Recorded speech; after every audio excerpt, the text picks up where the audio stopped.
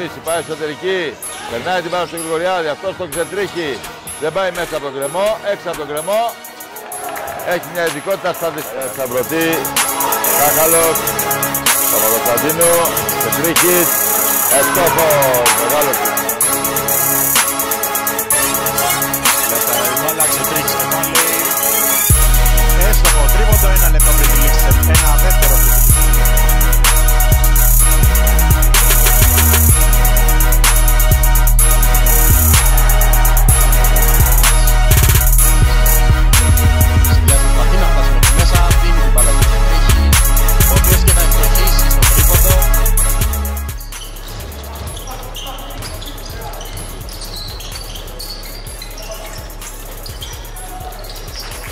Εργασία αυτή.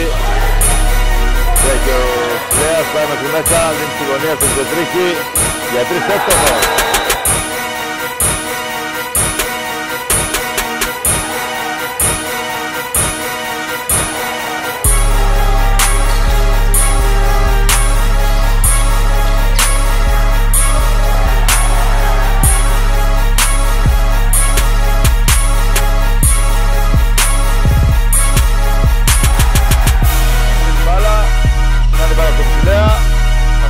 Απέναντι Ξετρίχης για 3, εύστοχος.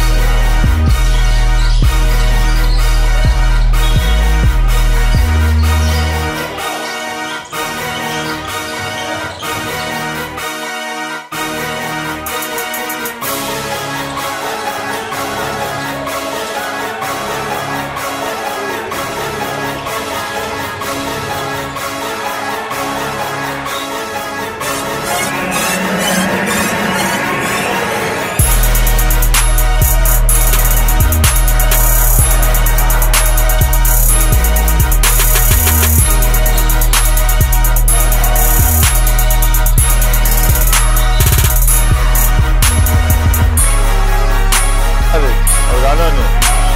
Πιέζεται από τον Ξετρίχη, περνάει.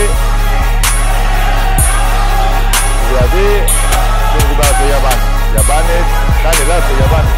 Ο μας κάνει εντύπωση, αυτό να το ξέρετε, έτσι.